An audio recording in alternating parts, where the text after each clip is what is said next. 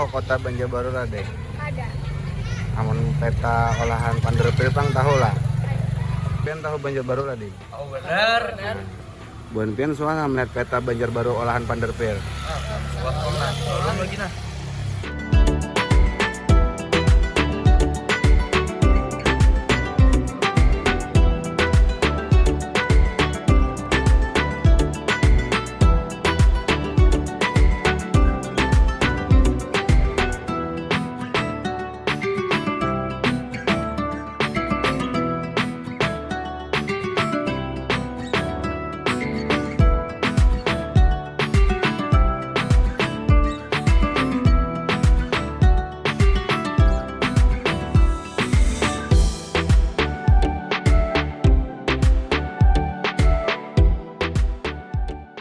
Halo, Assalamualaikum. Saya Riko Yusuf Hasim. Kebenaran sekarang saya adalah Ketua Pendidikan Yayasan SMK YPK Banjarbaru. Saat ini kita akan bercerita, kapan sih Banjarbaru dibikin? Kapan sih Banjarbaru berdiri? Siapa sih yang bikin Banjarbaru? Siapakah perancangnya? Nah, kebetulan di belakang saya ini adalah peta pertama kali diciptakannya jalur-jalur, jalan-jalan, topografi, demografi kota Banjarbaru. Siapa yang merancangnya? Pak Panderpel, bapak pembangunan kita pada saat itu.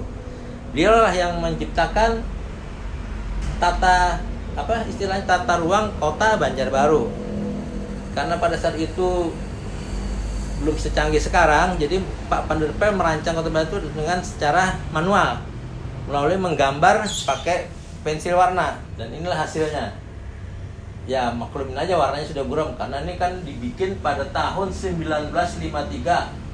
Bulan apa tuh? Bulan Mei. Nah, kita harus salut dengan Bapak Panderpel. Kenapa salut? Beliau menggambar tidak pakai drone, tidak pakai apa, cuman pakai sepeda keliling kota Banjarbaru ini sambil berdiri naik ke atas. Nah, dengan membawa alat yang namanya theodolit ini.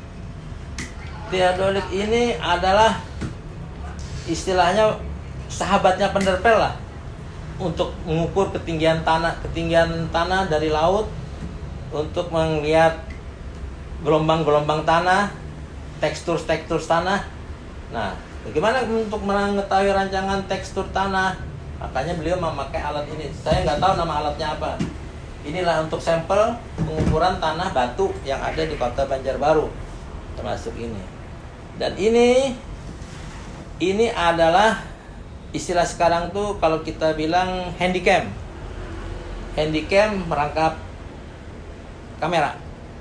Cuman ini handycam dipakai secara manual. Handycam ini, nah di sini nih. Tahu nggak bisa lagi kali dibuka. Handycam ini bermerek Keystone. Keluaran tahun 1938, made in USA. Dan sekarang ya tidak bisa dipakai lagi. Dari hasil inilah mungkin pada saat itu Panderpel bisa menganalisa, mengukur, merancang kota Banjarbaru dari hasil handycam ini. Mungkin ada ininya kali apa, pitanya gitu waktu itu. Nah, kita kembali lagi bicara peta. Pada saat itu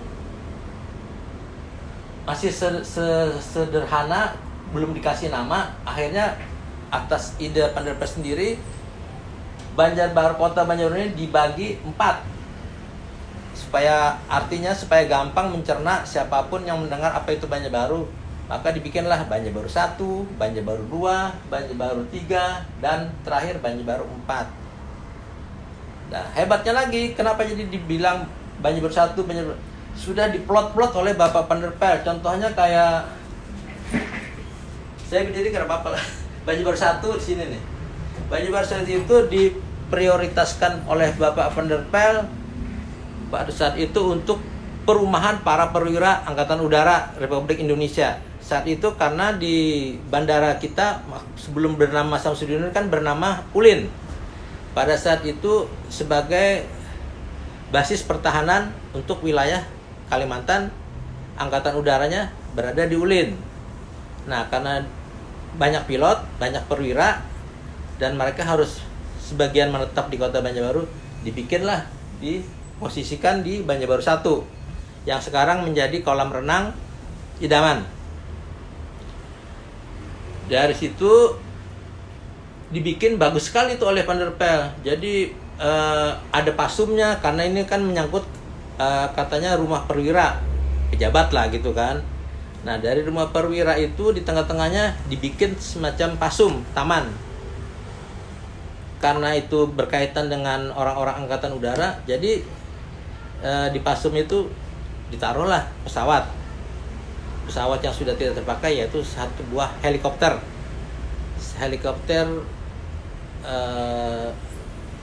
made in Rusia. Nah, karena cuma ada satu, tanah luas pasumnya masih luas, dibikinlah itu jadi pusat Karang Taruna. Diadakan untuk taman anak-anak bermain, diadakan untuk pramuka, tapi tetap berbasis dengan angkatan udara. Oke. Sebelahnya lagi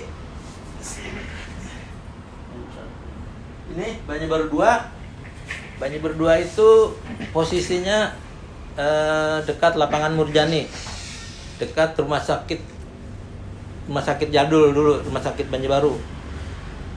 Nah, di situ diperuntukkan untuk orang-orang Departemen Kesehatan saat itu. Jadi bagus sudah Panderpel itu memplot-plot posisi-posisi tata letak kota sesuai dengan instansinya. Kembali ke Banjarbaru 3, di bawahnya ini itu diperuntukkan untuk pegawai kantor gubernuran. Maksudnya pegawai Pemda. Terus terakhir Banjarbaru 4. Ini belum dipilah-pilah, masih blank, kosong. Nah, Banjarbaru 4 itu saat itu diperuntukkan untuk instansi para pegawai Departemen Perindustrian. Sudah, dengan adanya Banjarbaru 1, 2 itu difasilitasi, ada sekolahannya, tapi untuk level tingkat SD aja.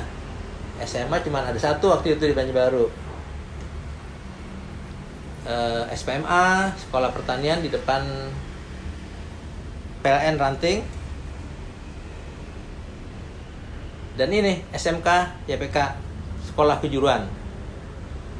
Sekolah Kejuruan ini dibangun tahun 1969. Kenapa jadi dibangun kejuruan? Karena pada saat itu Panderpel kan backgroundnya dia tuh arsitek dan teknik sipil. Waktu itu ada proyek Riam Kanan membutuhkan tenaga-tenaga orang sekolah teknik. Akhirnya pada tahun 69 itu dibangunlah sekolah ini. Dulu namanya STM Banjarbaru. Nah, dari STM Banjarbaru itu diprioritaskan untuk jurusan bangunan dan listrik karena berkaitan dengan pembangunan bendungan di Riam Kanan. Akhirnya karena Panderpel sendiri pendamping beliau untuk orang-orang pemerintahan, dipanggillah bapak saya. Nah, bapak saya karena kebetulan kami bertetangga dengan Bapak Panderpel itu, akhirnya beliaulah berdua mengelola yayasan pendidikan ini. Pak Panderpel waktu itu untuk bidang teknisnya, bapak saya untuk manajemen yang lain-lainnya gitu. Kira-kira cukup sekian dulu.